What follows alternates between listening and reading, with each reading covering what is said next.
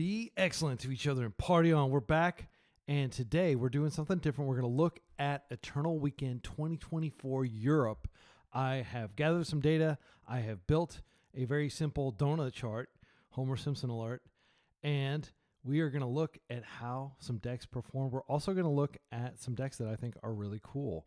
So first of all, this is spoiler free. Don't worry, I'm not spoiling the top 8, but I am spoiling kind of like the decks that overall performed really well. So I'm not going to tell you what the top 8 finals are like or anything like that. I'm just going to show you some metrics of how represented the different deck archetypes were. And over here, you can see that this is the number of decks in the top 150. The reason I did top 150 instead of top 128 is MTG Melee was displaying them in kind of a weird way. And it was mixing up mixing up the sequences. But these are all the decks that went at least 7-4. Okay, so if you had a 7-win, 4-loss record, then your deck is represented here. I personally was not able to budget flying out to Europe to participate in a second Eternal Weekend. That would have been fantastic. But yeah, I've also got kids and a lot of other considerations. So even if I could afford to just jet set over to Europe, I was very fortunate, though, to watch the live stream, and I just double speeded it after the event was over, and I scrubbed through it. And if you want, I've added a link to live stream in the video description, so you can check that out. I strongly recommend watching the top 8, if nothing else. It is one of the best, most exciting top 8s I've seen. Certainly the most exciting top 8 of 2024 out of the 3 Eternal Weekend tournaments. So I strongly recommend you watch that. It is very surprising. So let's take a look at deck representation. And over here, I've noted the cards that are likely to get banned. I think it's likely that Frog, Nadu, and Bobble get banned.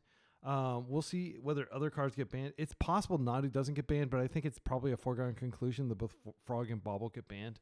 And I think people will be very disappointed if either of those cards is left unbanned. But you can see here, the top deck was Dimir Reanimator. No surprise, very well represented in the leagues, in the Legacy Challenges on MTGO. Then Bant Nadu.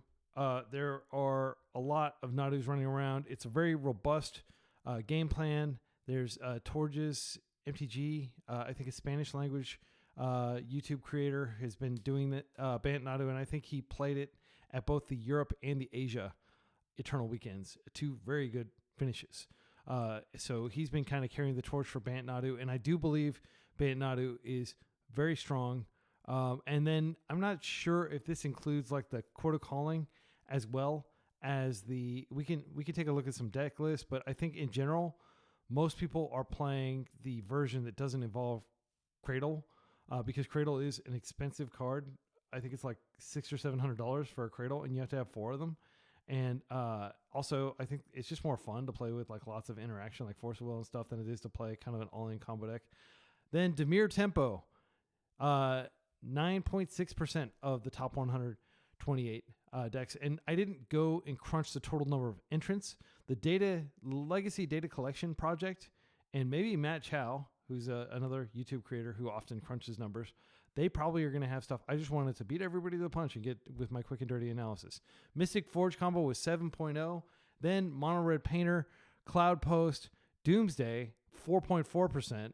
And then Sneak and Show, Mono Red Prison, Eldrazi. So Eldrazi, I think, probably did better here than it did in the North American Eternal Weekend.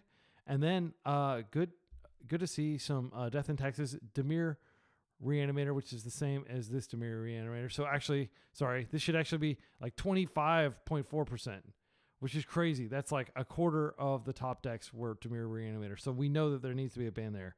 I don't think there's any ambiguity that Frog and hopefully Entomb on my Christmas list for cards to get banned. Okay, and then we have Boros Initiative and Breakfast. Okay, Breakfast, very strong deck. If you want to watch Breakfast in action. So what I want to do first, I wanted to show this. I thought this tweet was very hilarious. Sad short story. It is Easy Money Marksman. Noted Dimir enthusiast who I think is on Blue-Black Reanimator this year. And apparently he just lost to a bunch of Tomb decks, and here's a screenshot of him crying. If you're curious about his progression, he faced Moonstompy, then Forge Ramp, which is basically Karn Forge. He beat Moon Stompy, so he was doing very well. He was like 5-0. He even beat Esper Tempo, which is a bad matchup.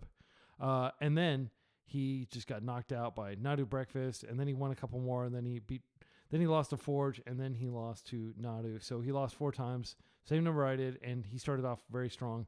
But let's shed a tear and pour one out for Easy Money Marksman. All right, now let's take a look at the decks. So I have pulled what I think are the most intriguing deck lists from the event, starting with this one.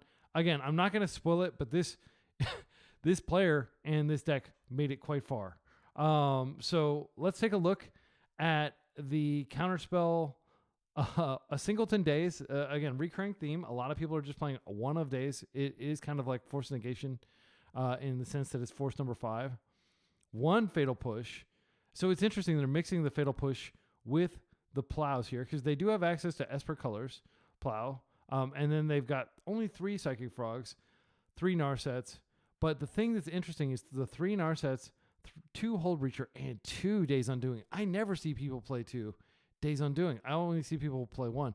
And this Greer Reach Sanitarium, this card, like, I can't believe this would be playable in Legacy. I would never consider putting it in a deck, and yet here we are. This deck, spoiler, this did make the top 8. I'm not going to talk about what happened in the top 8, but this deck did make top 8. And then Void Rend.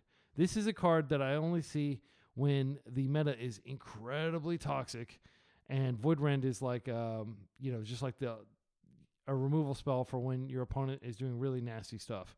And here it is, main deck, 3 mana removal spell. Also, Pest Control showing up here. So this is a very spicy list. 1 of Spell Pierce, 1 of Murktide. How do they win? 1 of Thoughtseize. Yeah, tons of 1-ofs. 1 of Timeless Dragon. And then the mana base is 1 of each of the duels. And then they have a ton of basics. They've got 2 planes. They've got Prismatic Vistas in here, 3 islands. Very interesting. And it doesn't look like they have a basic swamp unless I'm missing something. They have a scrubland. Yeah, no basic swamp. So the black is really for Orcish Bowmasters, of which 2 and 3 Psychic Frog. And let's look at their journey if we can not spoil anything. Okay. So first they faced Reanimator, 1-2-0. This is probably combo Reanimator, because usually it's like Dimir Reanimator if it's like the more robust blue-black version. Then they beat Nadu. Then they beat 4-color Bant Nadu. So they're just beating Nadu.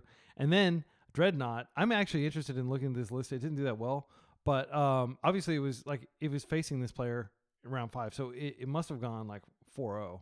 And then we got Cephalid Breakfast, more Nadu. So Nadu. Okay, let's take a look how many of these matches were Nadu. Okay.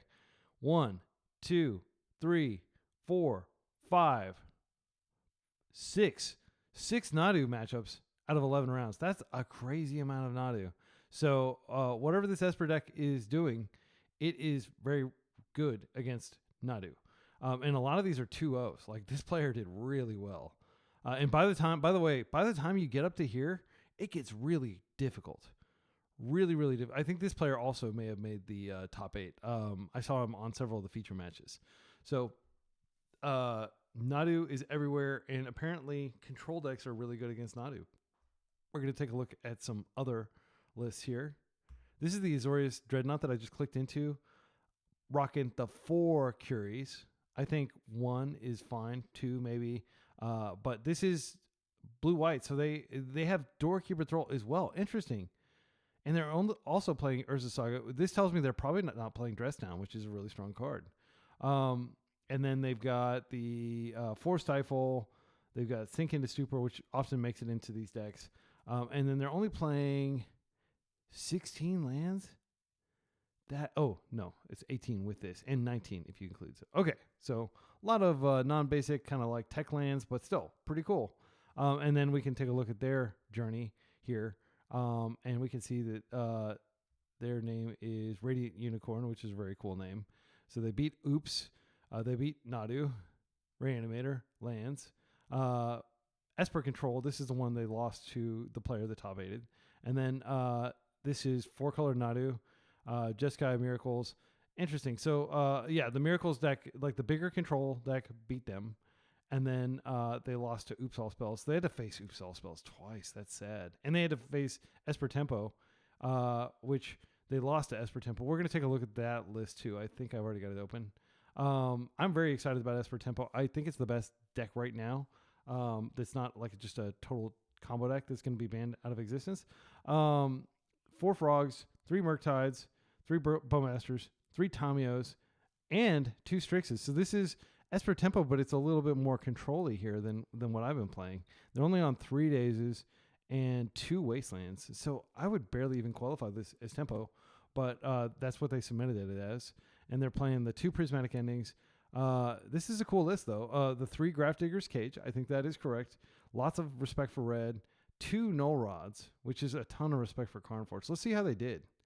So this person ultimately went 6-5, very respectable record. And they lost to Taxes, which I think generally it's very hard to beat Taxes when you're a fair deck. Taxes just preys on fair decks, and it really collapses to combo. So they lost the first 3 rounds, basically. 4 rounds. When did they start winning? Yeah, then they started winning. So technically, if you lose your first 4 rounds, you're like kind of in the quote unquote loser bracket, and the games are going to be a lot easier because you're playing against players that aren't nearly as strong. So then they kept winning for quite a while after that. And then they, of course, faced Radiant Unicorn on Dreadnought and beat them. So, yeah, very cool. Okay, so let's take a look at some other lists here that I think are cool. Bosch and Roll, the main character of Legacy, he showed up with Esper Dreadnought.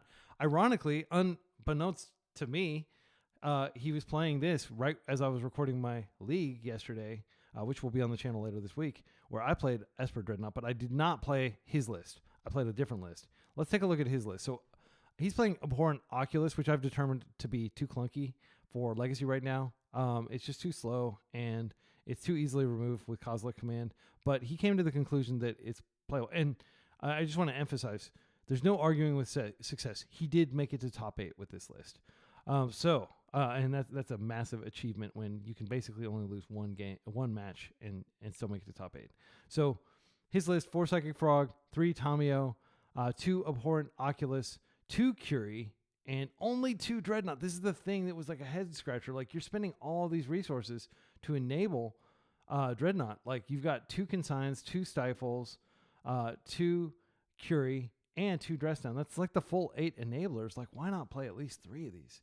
I do see people go down to 3, but like 1 out of 2 is just crazy because I guess he thought he'd be able to find it. But when you have Psychic Frog, it's like kind of free to play an A-B combo because you can just pitch redundant A's and B's. But anyway, I think it's really cool that he made it so far with this. And double Thoughtseize, very cool. I think that maybe I want to add Thoughtseize. Ponder, only 3 of. That's so. There's some very counterintuitive decisions, and I'm very much looking forward to his video where he explains the brewing process. Because I would never run Consign to Memory main deck. Like, I don't care how rampant Carnforge is. I think Stifle is just worlds apart from Consign. But once you know that they're on the Carnforge deck, which again we saw is like, I think like 9. What percentage of the top is 7%? Right? Do you really want to run a card that's only good against like 7% of decks? Because it's terrible against these decks. I don't think so. So anyway, I don't want to, like, I'm not bashing Bosch and Roll or anything. I want to congratulate him for his success. I just question the wisdom of playing Consign to Memory over Stifle, and I'm very much looking forward to hearing his thought process, why he went with that. But the mana base has like kind of, Otawara is not a card I would ever consider playing, but it's interesting that he chose to play that. And then he also chose to play, where is it? I think he has a Lorien Revealed in his deck. Yeah, there. He's got a Lorien Revealed. So we can actually get the visual deck list here, which I think it looks kind of janky because they just put in like usually the worst art of every card. But we can take a look at his sideboard here. Court of Grace. This card is such a deep cut, and it would have never been on my bingo card to see Court of Grace in the top 8. But yeah, amazing card. He decided to play a Containment Priest, which I heard that there was a lot of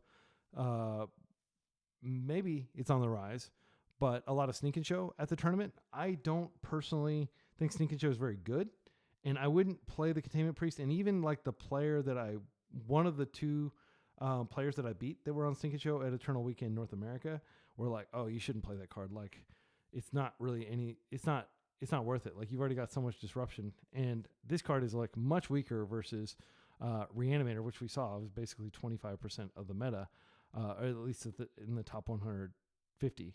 And then he only played one Graph Digger's Cage, and like, I genuinely think this card is just so insane right now when Nadu is a huge chunk of the meta and everybody's Green Sun Zenithing or doing other things like that. Also, he played a Null Rod, which I think is kind of a trap. Null Rod is really only good against Karnforge, and it could be good against like Storm Combo, but that's underrepresented. Then he played a couple Barogoyfs and the other two consigns. So he is playing the full 4 consigns. He's also playing 2 Prismatic Endings. Again, he opted to not have any Prismatic Endings main deck, instead having Thoughtseize. And I can definitely understand that decision. And I'm considering moving the Prismatic Endings to the side and just playing a Thoughtseize main, because Thoughtseize is incredibly strong right now. In terms of other sideboard, he did put in 2 Fairy Macabres, or Macabres, as the Americans pronounce it, and I am an American, so I'll just pronounce it Macabre. I'm not going to try to be fancy in French. And then, yeah, it's a really cool list. And again, he did well, so I encourage you to at least watch the top 8 so you can see he's in one of the top 8. He's also in, I think, another 1 or 2 other feature matches, because he's doing very well. And of course, he's probably the most prominent Legacy player, other than like maybe Max Dorshin or like other people that dabble in Legacy. But Bosch and Roll is a seasoned Eternal gamer, and his bread and butter really is playing Legacy. Next, we can go to this Dimir Tempo list. I just pulled it because I thought it was interesting. They're playing Kaito. And if you look here, they're not playing the Strix. So really, like, the only way that they get it back is probably through, or ninjutsu is probably through Tamio or through Orcish Bowmasters. And I've seen people both bounce their Orc army and their actual Bowmasters itself. Sometimes it doesn't make sense to take the Bowmasters out of play because you're locking down their cantrips, and getting the extra ping plus a mass is not worth the risk of them being able to get their cantrip through. But Kaito showing up. Kaito made several appearances here. And I think the rest of the deck list is pretty stock, but I thought that was worth pointing out. Here is Bant Nadu. The only reason I pulled this up is because it was Rodrigo Togores, who is a very strong player and creates excellent videos. If you can understand Spanish, listen to him where you can turn on the subtitles. Double Teferi here. And I don't think has changed his list at all. He did not ever play Uro. At the previous Eternal Weekend, like, I see no changes between his old list. I did experiment. Oh wait, he's got a consigned memory. That is a new addition since Eternal Weekend Japan. But I respect his dedication to this deck and just continuing to play it. And anybody who has the allocates the time and energy and money to traveling to 2 different Eternal Weekends, shout out to them. Like, they're very dedicated. Okay, and we can see, yeah, we don't really need to look at this, but Veil of Summer, he's got 3 of these. I think these are so strong right now if you have green. All right, Esper Tempo, another deck very similar to mine. He is opting to play Barogoyf, and I think Barogoyf is pretty strong, but I think Brazen Borrower is more flexible. Other than that, his list is basically exactly what mine is. Yeah, I don't see a single deviation, which is great.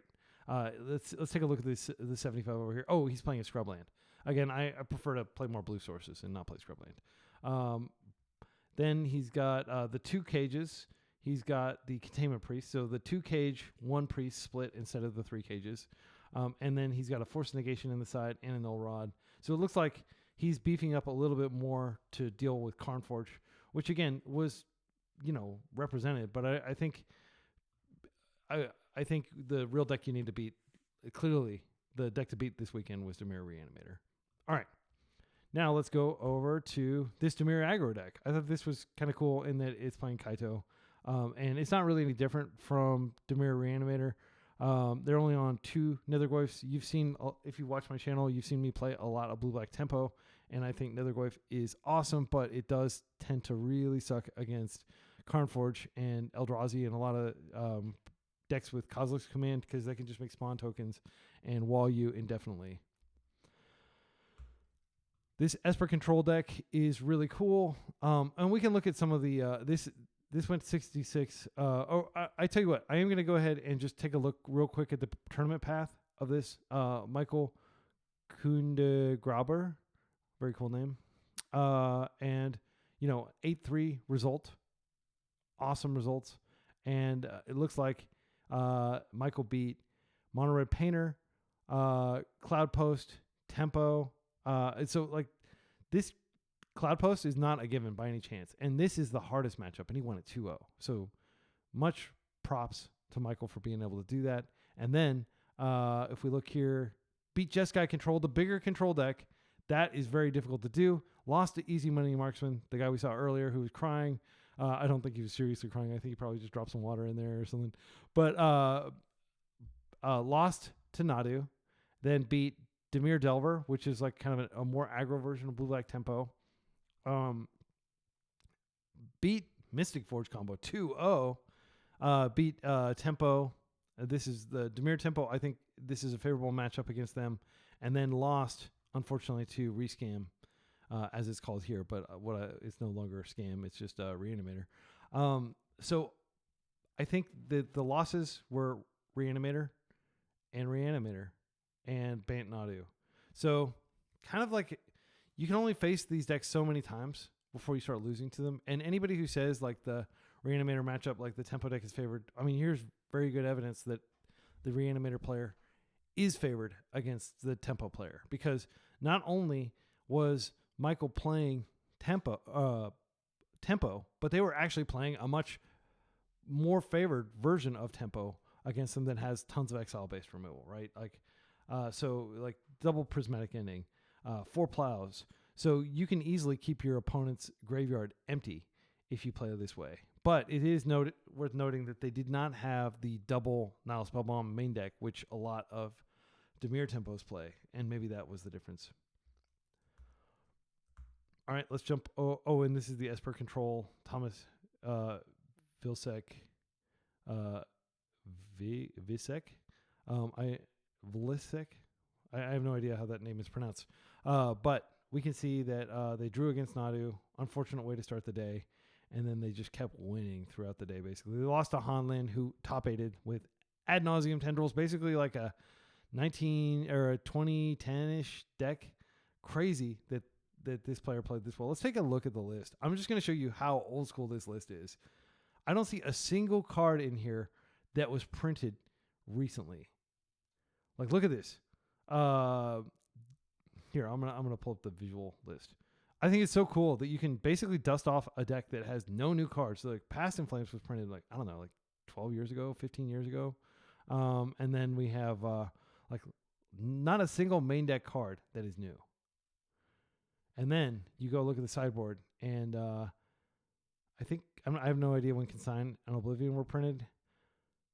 Like the newest card in the entire 75 is probably Peer in the Abyss, which was printed in 2020, Magic 21.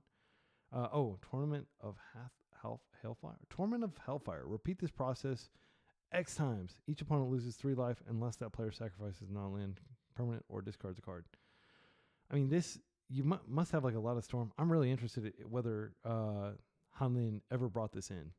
And then a couple dress downs. Okay, so this is a contemporary card. But basically, I mean, this is, you could travel back to like 2012 or something, and you could see this in the top 8 at Eternal Weekend there. So very, very cool throwback deck. And congratulations to Hanlin for his incredible performance. I don't want to show the spoilers here. So yeah, we can see that they made it top 8, and did they lose a single? They lost to Larson.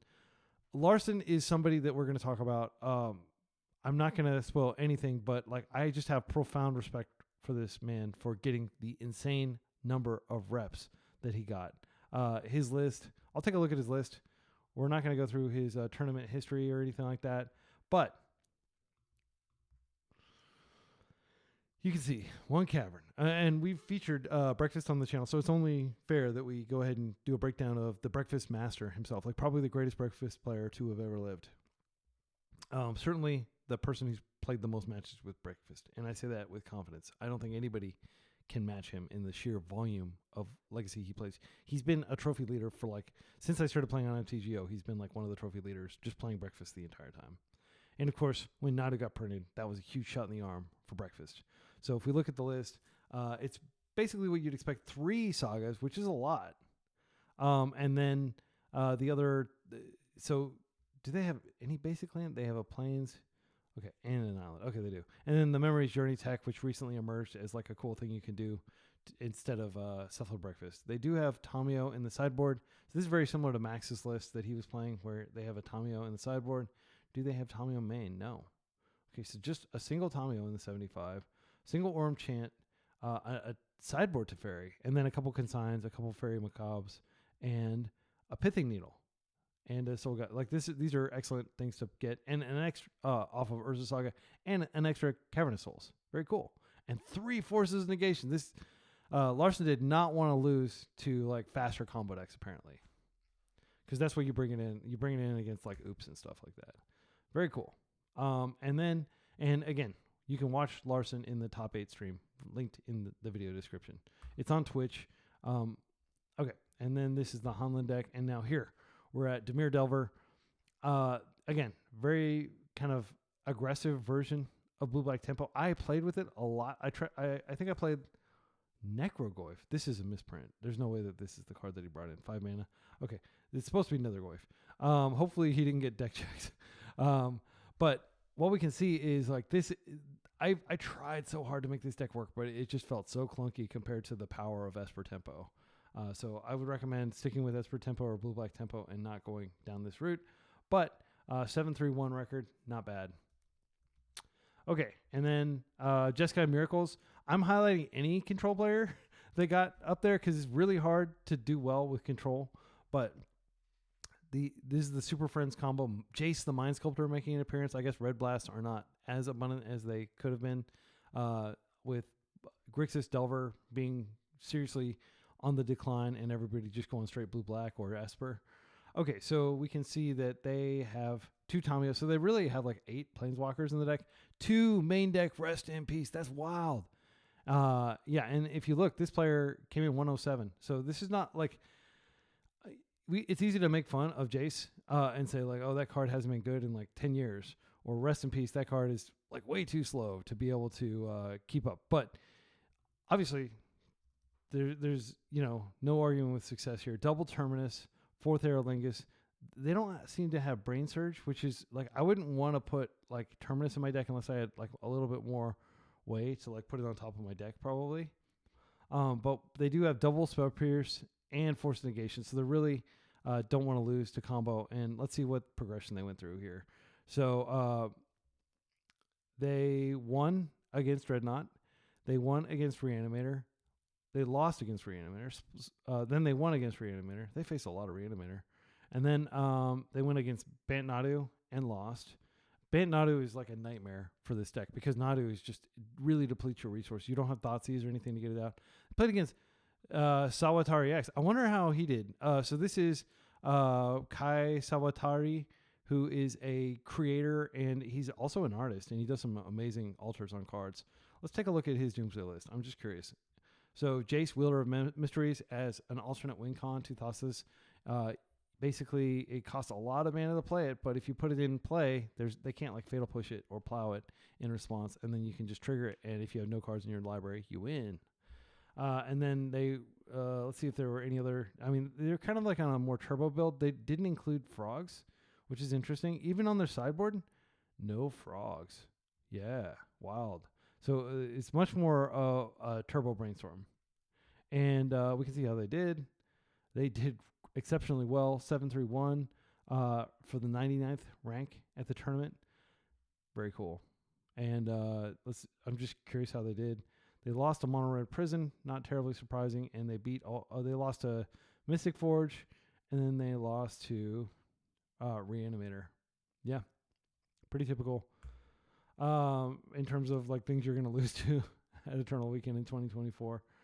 Dreadnought. This is Jeskai Dreadnought. I think this is cool. I haven't seen Jeskai Dreadnought, but they brought in red, probably for the blast and maybe for let me guess. I haven't looked at probably for Blood Moon or potentially Price of Progress to do some extra damage. Let's see what they have in here. So what are they bringing in red for?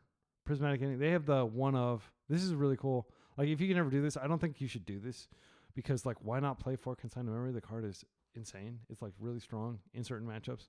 But they've got one Hydroblast, one Pyroblast. So they are bringing in red for, I guess, those types of blasts and to turn on their Prismatic Ending. I don't see any other red in their deck.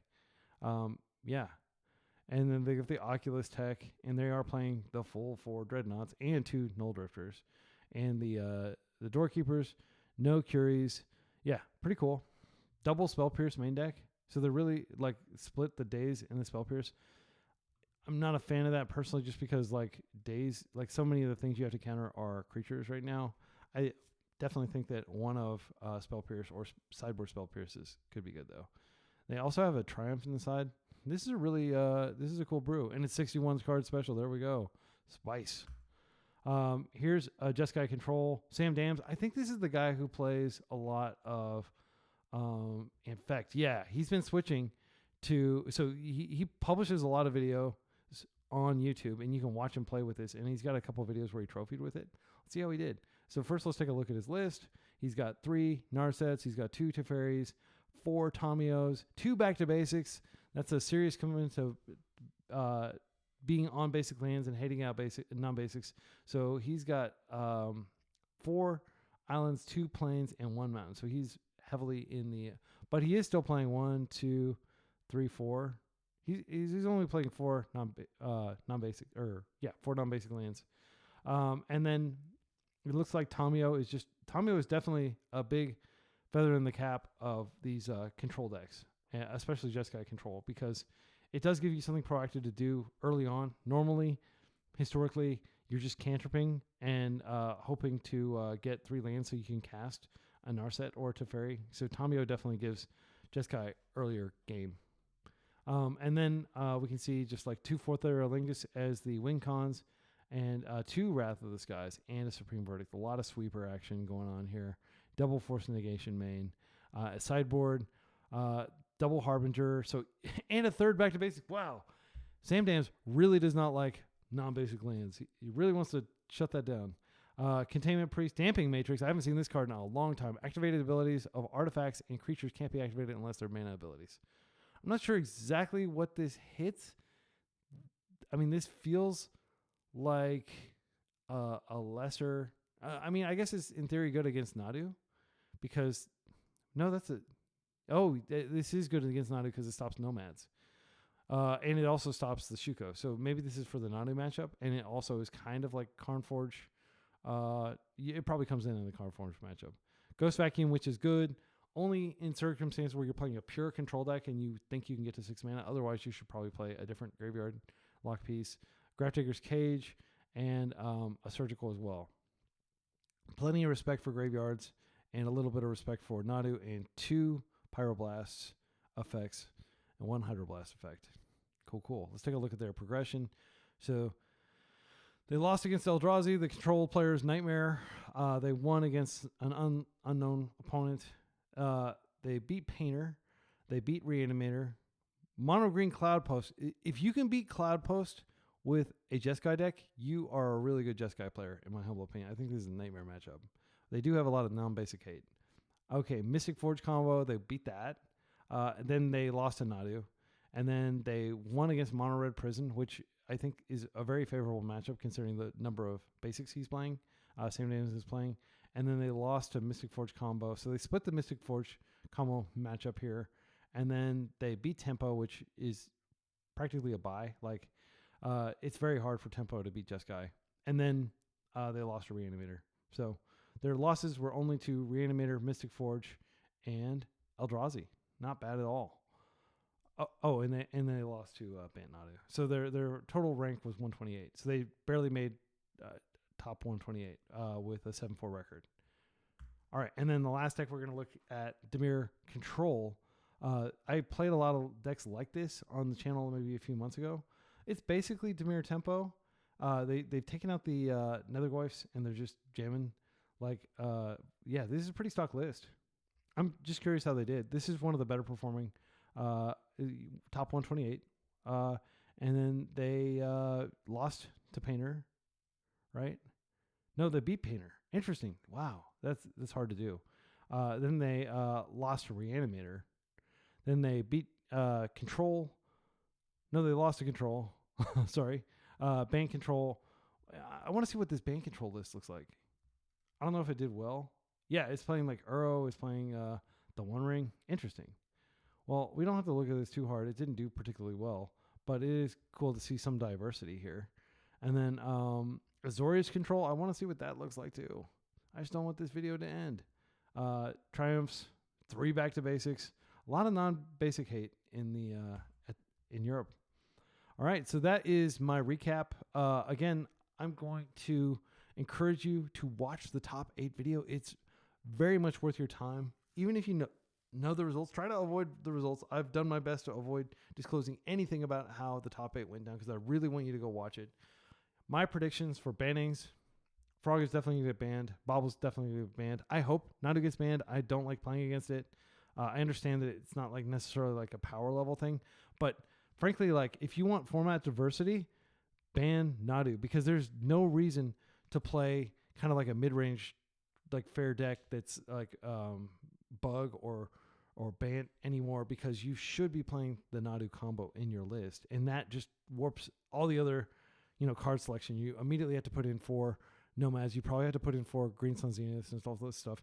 Like if you take out Nadu, then there can be a lot more Uro and a lot more, potential Baleful Strix type decks that emerge, decks that are like doing little 2-for-1s with Snapcaster, stuff like that. I really like Magic that's fair personally, and I don't like Nadu and cards like it. I don't like the One Ring either, but I don't know that that's a power level ban in Legacy.